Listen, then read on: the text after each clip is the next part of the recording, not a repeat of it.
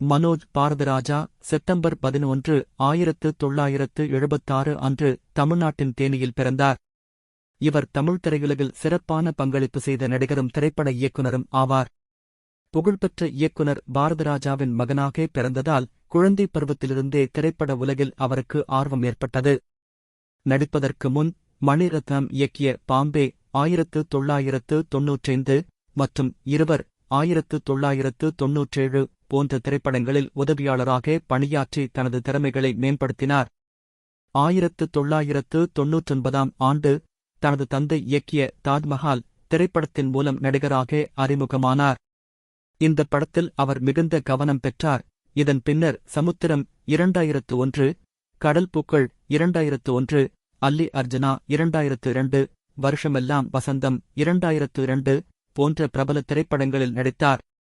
தனது நடிகை வாழ்க்கையில் முக்கிய கதாபாத்திரங்களுடன் துணை கதாபாத்திரங்களையும் திறம்பட வெளிப்படுத்தினார். பின்னர் அண்ணாக்கொடி 2013, பேபி 2015, மாநாடு 2021, விருமன் 2022 போன்ற படங்களில் நடித்துள்ளார்.